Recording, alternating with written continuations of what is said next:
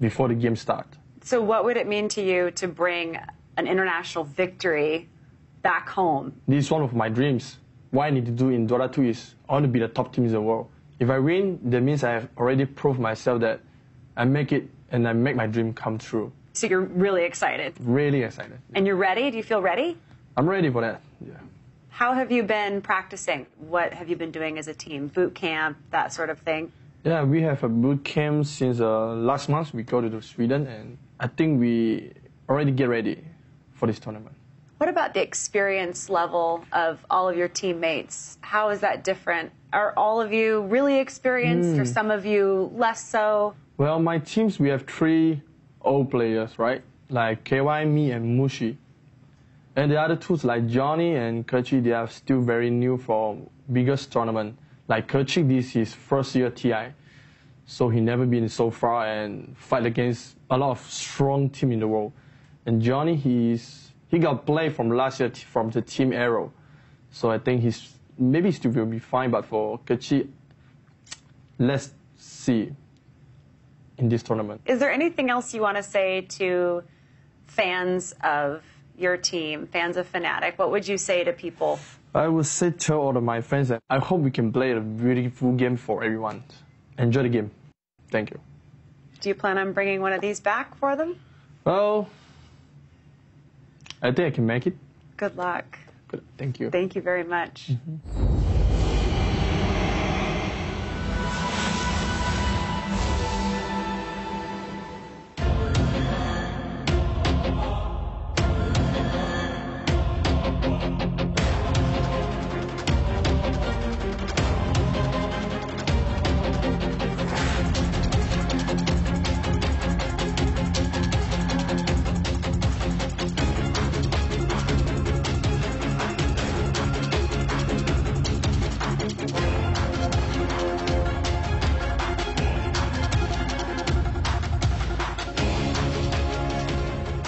There it is then, Team Fnatic. The boys in orange are back via a number of different organisations, it has to be said. But nevertheless, they are here once again at the International and again find themselves in the lower bracket. But that won't fuss them at all. They've done it before and gone all the way through that lower bracket, and they'll have the confidence to do so again. They enter the key arena, as do Fnatic, to take their places in the booths. We've got plenty to discuss about these two teams. We'll start with Fnatic and Shiva. You spoke to Ohio earlier on in the year. You had a pleasure of an interview with him. You know him well, and lovely guy. Maybe a little overconfident in places. You know, kind of a bit of a bravado interview there, I know. But realistically, they aren't going to win the International, but they could go far. And because we know that they've got that kind of form, that they can surprise, you'd probably have them as your outside bet, wouldn't you? For me, I mean, if you go to the International, no matter on what rank you are on any ranking site, you have to believe you can win it. Otherwise, you know, you don't have a place here. So I'm really happy that he thinks, you know, we can win it.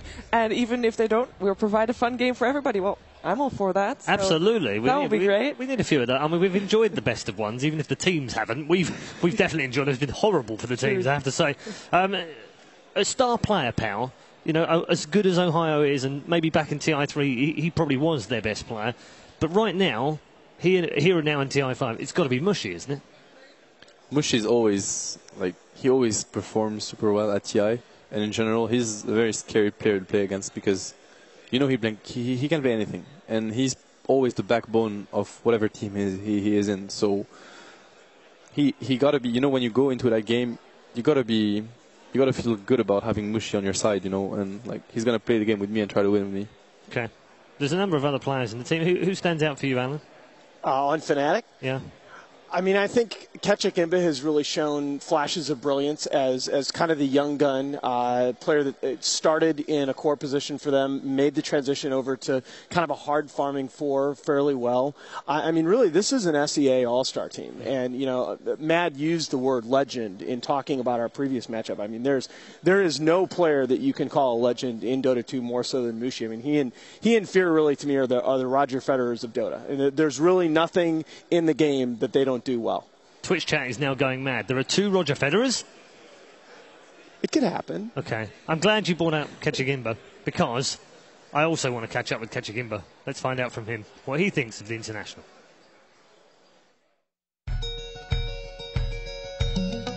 When I was 10 years old, I go to LAN cafe with my brother, and we just starting to see all the LAN cafe playing a Dota game, so we learn it there. Most the older player at the LAN cafe around 18 or 19 years old. Kachi, he's easy to get close with everyone because he's just like very simple guy. You can talk any topic with him anytime. Kecil means small in Malay, so everybody starts calling him Kecil because he's so small. And then he thinks he's overpowered or something, so he calls himself imbalanced. Kecil Indra, because he thinks he's a small, imbalanced guy. Basically, we were representing Malaysia. After we achieved some achievements, the government looked at us and were like, hey, these guys are pretty good and they're representing us. And then they start recognizing esports a lot more. They form a body, Esports Malaysia, to try to grow the esports scene. There are a lot of players, it's just that some of them are just not getting the chance.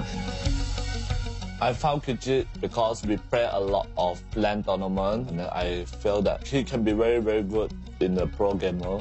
So I asked him to join our team.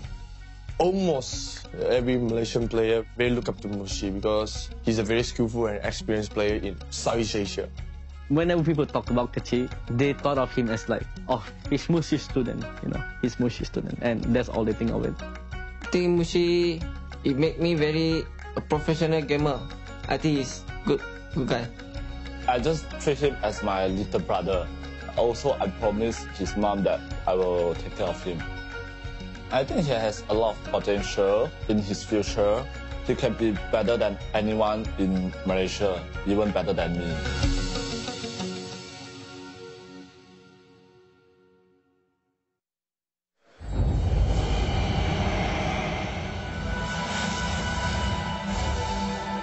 I absolutely love stories like that. They are, for me, what makes this tournament so special. It's not just the money, the trophy, the glamour and the glitz and the tournament area. It's stories like that, the human side of these stories. We've heard so many of them today, but that one's one of my favourites. We've got 30 seconds until the draft starts. Very quickly, we haven't really talked about VP, so we'll talk about them very quickly.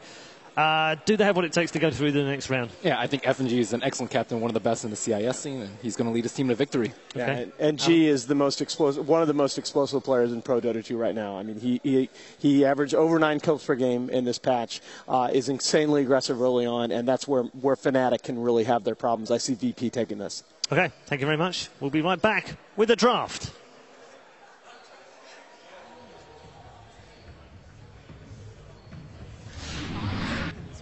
Virtus Pro versus Fnatic. Game on then. Game number 3. Best of 1. Winner takes all and goes through to the second round of the lower bracket. The loser is eliminated from the International 2015. Virtus Pro versus Fnatic into the draft.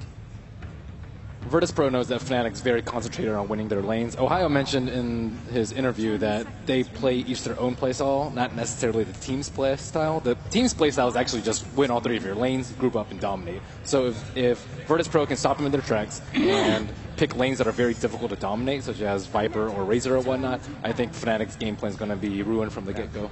And really, the first part of that conditional statement is the most important. Win all 3 lanes. Fnatic are really 2 teams. They are incredibly inconsistent in the laning phase. When they have a solid laning phase, they're an excellent mid-game team. But I have seen their lanes either due to the draft or due to poor execution early on. I've seen their lanes just fall apart, and that's why I feel like Virtus Pro is a pretty bad matchup for them. They need to draft for early lane stability here, I think. Yeah, and then Virtus Pro is a very dangerous team to go up against because also they are very strong in the lane. And if you have any mistakes in early game, they'll punish you for it.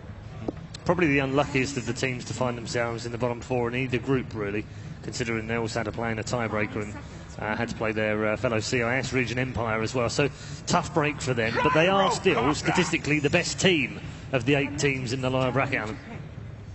Statistically, yeah, I would probably fear VP up there with Vici Gaming and Navi. I would fear the most. Just having to play this team in a 1-game series is just so scary. I mean, if you look at G averages 4.4K net worth at 10 minutes. That's more than any other player.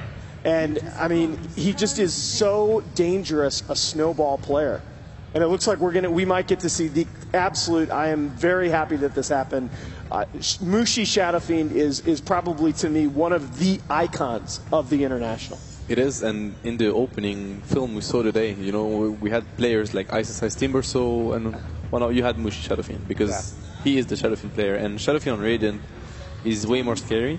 Like, special mention to the Silencer first phase ban. It's obviously something we haven't seen so far, but it is in this, like, in the main event, in the elimination game, but it's like one of the best picks right now for Virtus Pro. They've been very successful both on the carry position and on the mid position with G. So now, Illidan's Silencer is absolutely terrifying. I mean, we saw him just absolutely dismantle a TA 1v1 mid, and he's not usually their mid player. Yeah, and they actually wanted Gyrocopter rather in Illidan's hands than Silencer, and that says something for sure.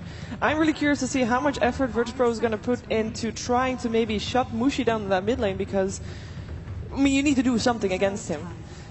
Now, this was something, by the way, that Winter brought up to me last night, that he really likes this Gyrocopter Dazzle combination, and it does turn out, when you look at all the hero pairings that have been played to the group stage here at TI5, Gyrocopter and Dazzle is arguably the most successful. Yep. And not only that, but it also then sometimes goes on that you then get the Lina and the Tusk in there as well, and they become like a 4 pick, and we've seen quite a lot of those throughout the tournament. I think Naga Siren's really good versus all of this, though. It's really good versus Dazzle, it's really good versus the BKB Gyrocopter, and there's a reason why we haven't seen Naga Siren at all today. That hero is one of the best. No. I mean, Naga is, when you see, there are a lot of teams in this year's TI5 that are very tempo dependent. And Naga is an excellent hero for dictating tempo. And I think she's also a pretty good support hero, at least in lane. I think you'll almost certainly see this as a support Naga Siren.